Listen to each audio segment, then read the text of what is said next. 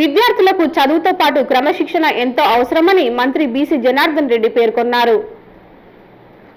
బనగానపల్లె ప్రభుత్వ సాంఘిక సంక్షేమ బాలికల వసతి గృహంలోని విద్యార్థినులకు స్కూల్ కిట్స్ పంపిణీ కార్యక్రమం నిర్వహించారు.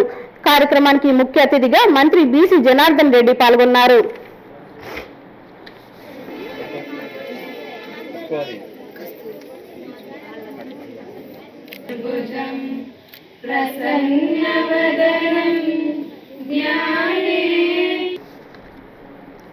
తల్లిదండ్రుల ఆకాంక్షలు నెరవేర్చాల్సిన బాధ్యత విద్యార్థులపైన ఉందన్నారు. ఉన్నత చదువులు చదివి ప్రజలకు సేవలు అందించాలని కోరారు.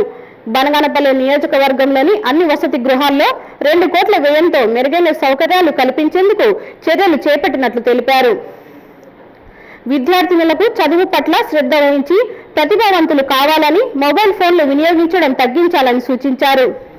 విద్యార్థులకు చదువు ఎంత ముఖ్యమో పరిశుభ్రత కూడా అంతే ముఖ్యమని, పరిసరాల పరిశుభ్రతకు ప్రాధాన్యత ఇవ్వాలన్నారు. ఈ కార్యక్రమంలో టంగుటూరి సీనయ్య, బురారుద్దీన్, రామకృష్ణ, విద్యార్థినుల తల్లిదండ్రులు పాల్గొన్నారు.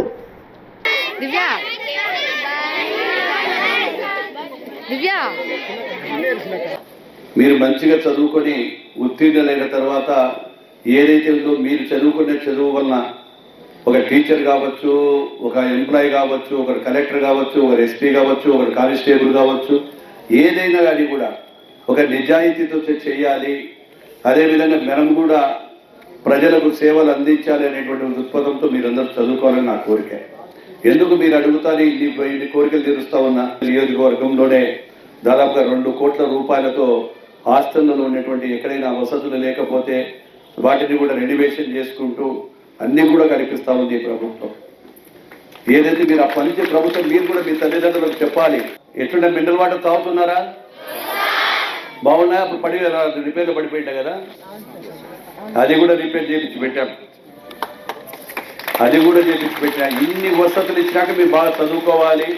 మీ తల్లిదండ్రులకు కూడా పోయి ఏ ఊరు అన్నా కానివ్వండి, గౌరవ ముఖ్యమంత్రి గారు, గౌరవ లోకేష్ బాబు గారు మాకు అన్ని వసతులు కల్పిస్తూ ఉన్నారు. అడిగిన ప్రతి పని చేస్తూ ఉన్నారు. కాబట్టి మీరందరూ కూడా బాగా చదువుకొని విద్యార్థులందరూ కూడా మంచి ప్రతిభావంతులు కావాలి. హలో అండి, నేను మీకు Rakshitha. Please to subscribe Nandyal communications.